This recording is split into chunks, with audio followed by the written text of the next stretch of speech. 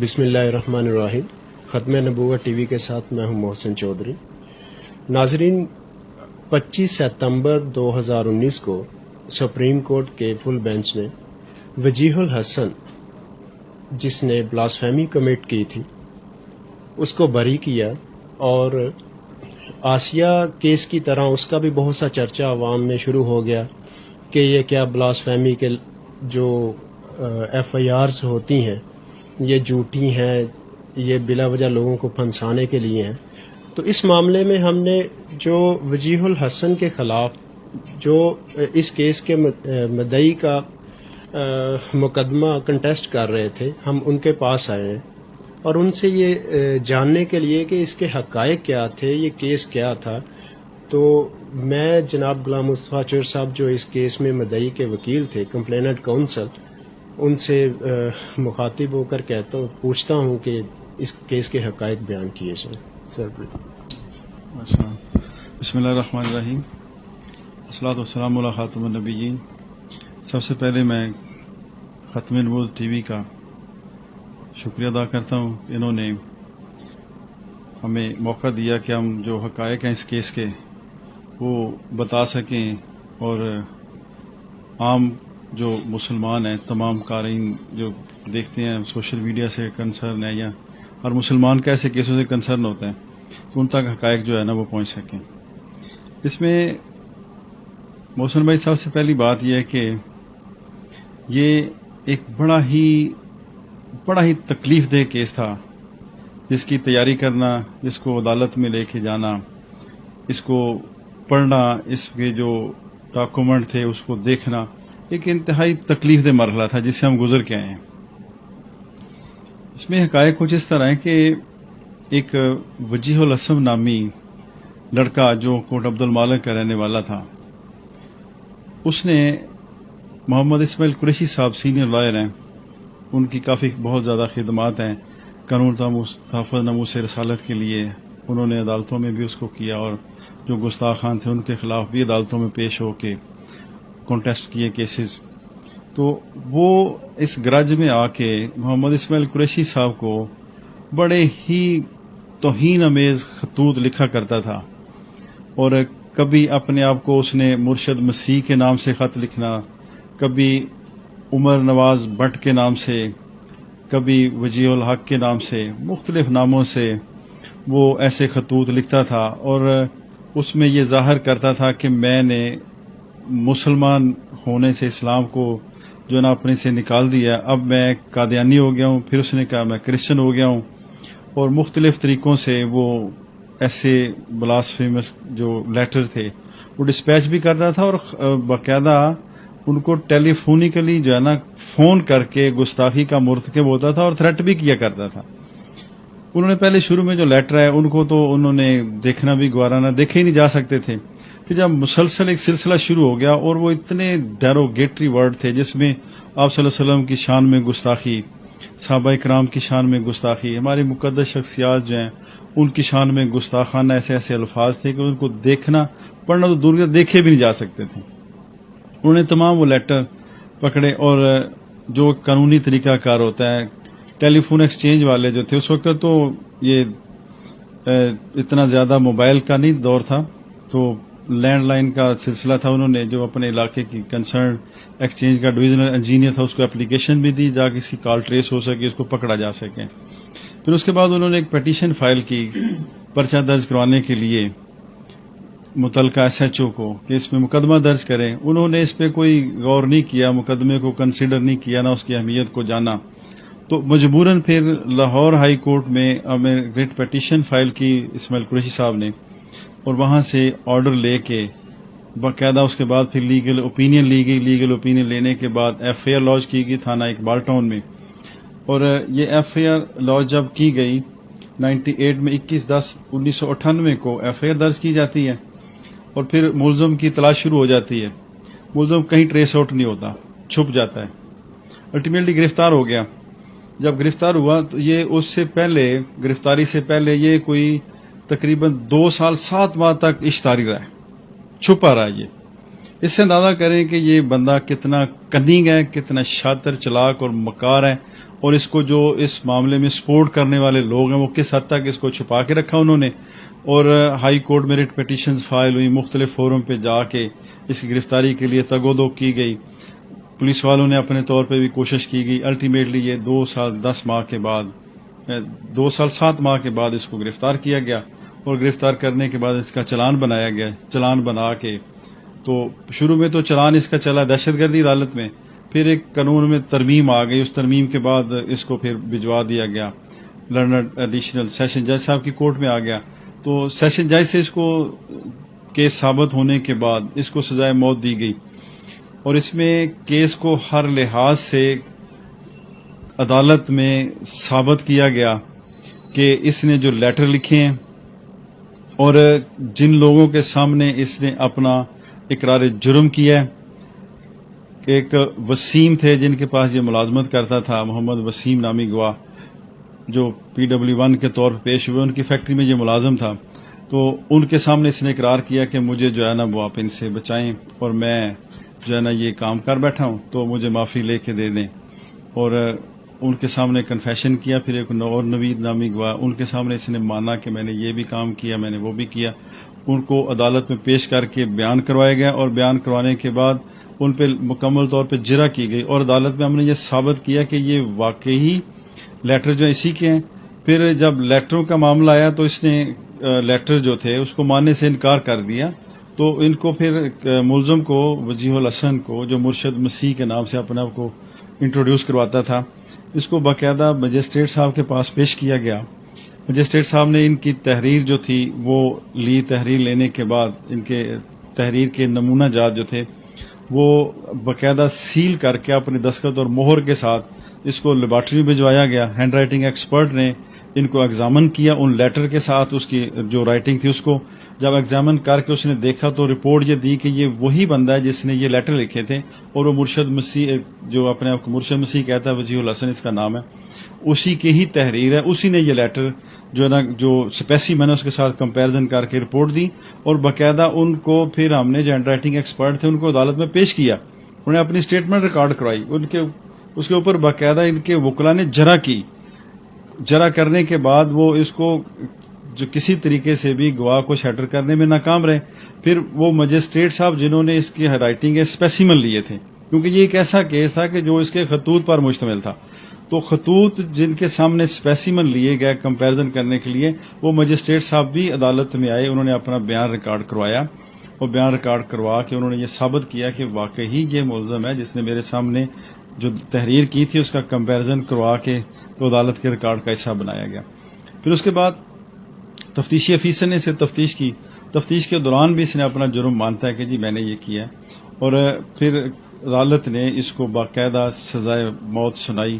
کہ آپ کو خلاف جرم ثابت ہوتا ہے، آپ کو جو ہے نا اس میں ڈیتھ پینلٹی دی جاتی اور ساتھ فائن کیا جاتا ہے۔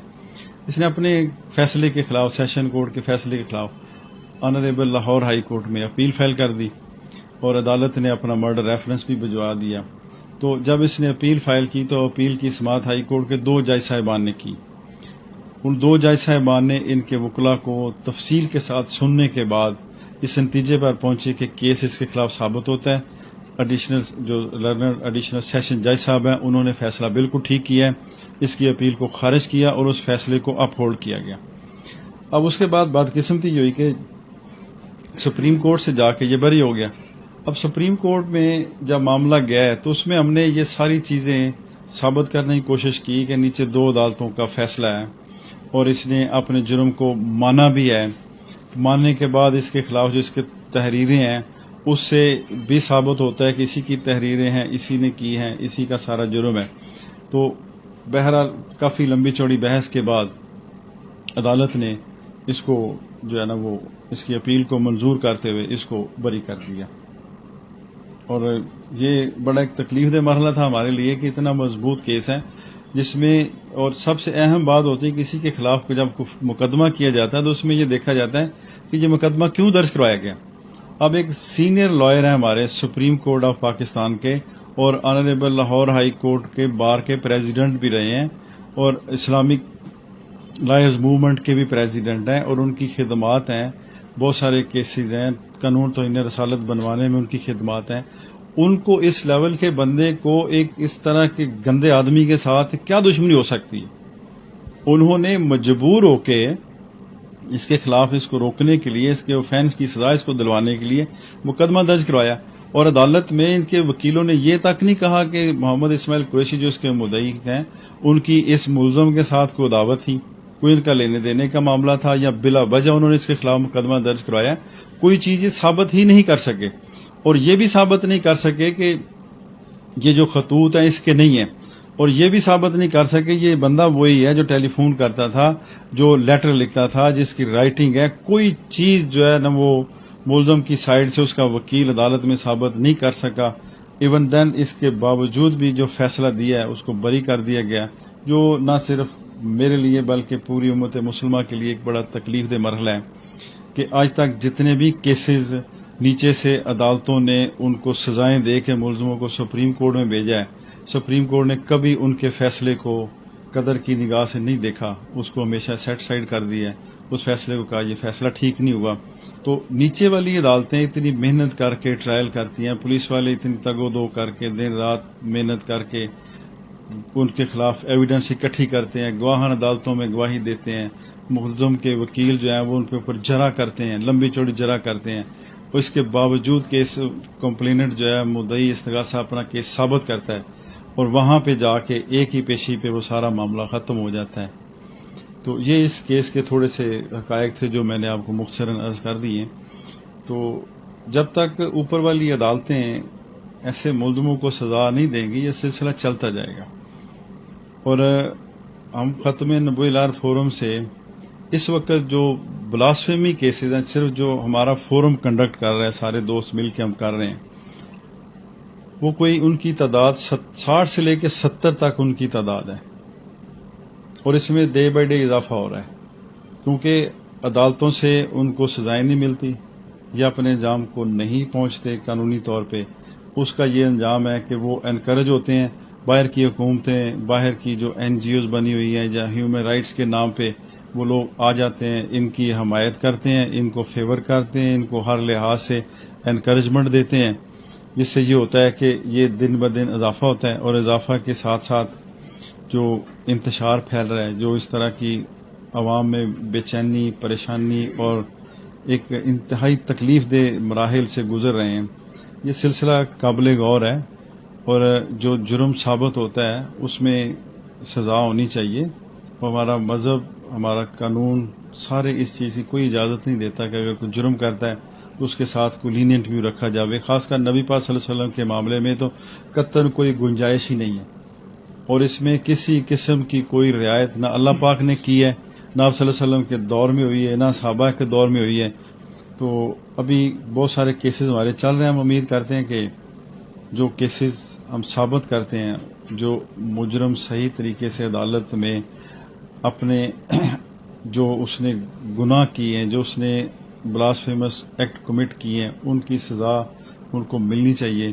اسی میں امن بھی ہے، اسی میں سکون بھی ہے، اسی میں اس ملک کی بہتری بھی، اور اللہ کی رحمتیں اور برکتیں بھی اسی میں ہی نازل ہوں گی اس ملک پہ. جج صاحب، آپ عرصہ 20 سال سے ماشاءاللہ ختم نبوت لائرز فورم چلا رہے ہیں اور ابھی آپ اس کے صدر بھی ہیں،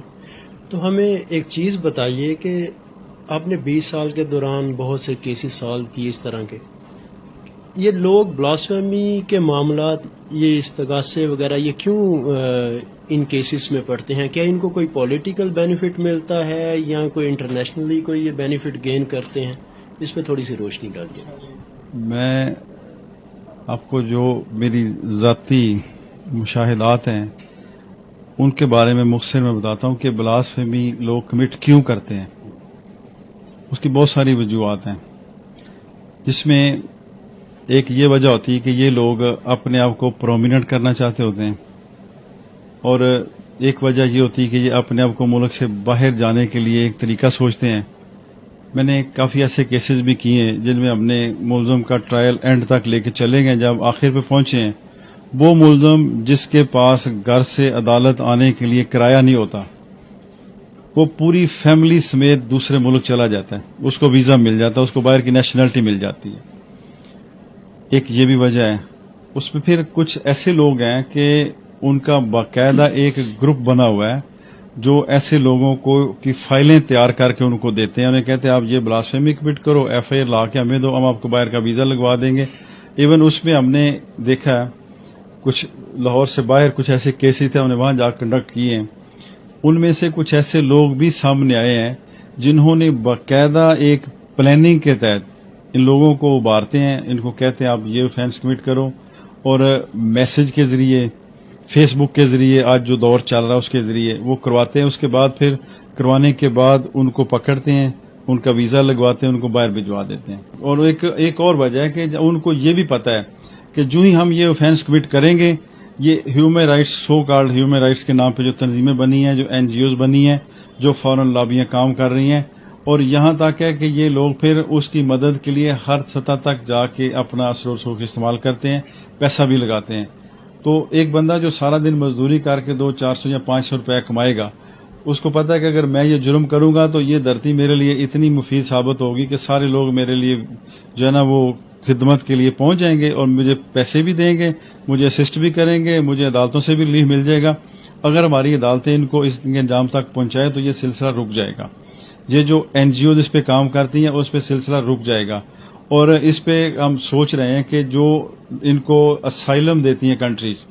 ان کنٹریز کے جو جہاں پہ امبیسیز ہیں ان کے ساتھ کانٹیکٹ کر کے ان کو بتایا جائے کہ کسی بندے کو اسائلم دینے سے پہلے آپ اس کو پوچھیں کہ اگر تیرے خلاف یہ مقدمہ درج ہوا تو اس کے مدعی کو بلا کے سن تو لے کہ اس نے کیوں مقدمہ درج کروایا. اگر عدالت میں گیا تو عدالت کی پروسیڈنگ کو سامنے دیکھ لیں, ون سائیڈڈ سن کے آگے معاملہ نہ چلائیں, دوسرے کو بھی سن لیں. تو اگر یہ اسائلم والا سلسلہ, این جی اوز کی سپورٹ والا سلسلہ, اور ان کو پیسے دینے والا سلسلہ, اور عدالتوں سے تھوڑا سا قانون کے مطابق ان کو ٹریٹ کرنا شروع ہو جائے تو یہ سلسلہ رک جائے گا. کہ یہ وجوہات کچھ میں نے آپ کو عرض کر دی جو ہیں. بالکل جج صاحب, آپ کی بات کی کریبوریشن یہاں سے بھی ہوتی ہے کہ جیسے عبدہ شکور اپنی سزا پوری کرنے کے بعد جیسے ہی رہا ہوا تو وہ سب سے پہلے ٹرمپ سے ملتا ہے جا کر, اور اپنی جو وہ یہاں حرکتیں کرتا تھا, جو وہ بلاسفیمی کمٹ کرتا تھا, یا جو یہاں کا قانون تھا اس کی وائلیشن کرتا تھا, وہ نہیں وہاں بیان کر رہا, بلکہ وہاں وہ چیزیں بیان کر رہا ہے, اپنے آپ کو مظلوم بن کے پیش کر رہا ہے. تو اس پہ بھی آپ کوئی روشنی ڈالیں گے؟ اس میں جہاں تک وہ شکور قادیانی کا تعلق ہے,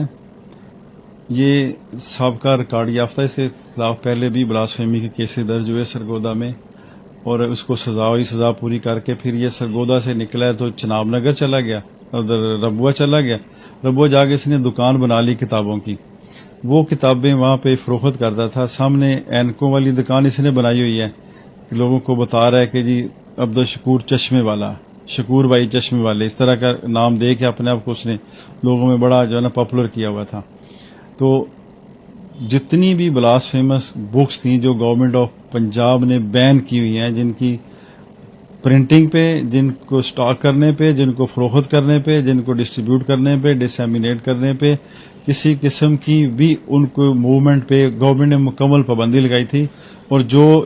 ان کتابوں کو سیل کرتا ہے, بیچتا ہے, فروخت کرتا ہے یا لوگوں تک پہنچاتا ہے, اس کے لیے دہشت گردی کی دفعات موجود ہیں, اس کے مطابق پراسیکیوٹ کیا جاتا ہے. تو اس کے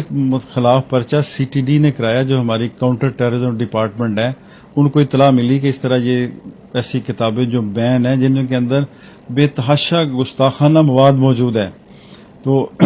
انہوں نے اس کو جا کے ریڈ کر کے پکڑا. پکڑنے کے بعد ان کے خلاف پرچہ دیا. تو فیصلہ آباد دہشت گردی کی عدالت میں اس کے خلاف کیس چلا, اور مجھے اس کو سزا کرانے کی سعادت بھی اللہ پاک نے بخشی کہ وہاں جا کے میں کیس کو فائنل آرگومنٹس کر کے آیا, اس کو سزا کرائی. پھر اس کا جب ہائی کورٹ میں کیس آیا تو ہائی کورٹ سے بھی اس کے کیس کو میں نے ہی اپیل اس کی کنٹیسٹ کی, اور ہائی کورٹ نے ایک چیز میں یہاں پہ عرض کر دوں کہ اس کو بری نہیں کیا کسی عدالت نے. عام یہ تاثر سوشل میڈیا پہ دیکھنے کو ملتا ہے, سننے کو ملتا ہے کہ اس کو بری کر دیا گیا. اس کو کسی عدالت نے بری نہیں کیا, اس کی اپیل خارج ہوئی ہے, اور یہ 3.5 سال یا کم و بیش سزا جو بنتی تھی, سزا اس کی 8 سال بنتی تھی, لیکن اس کی اپیل خارج کر کے عدالت نے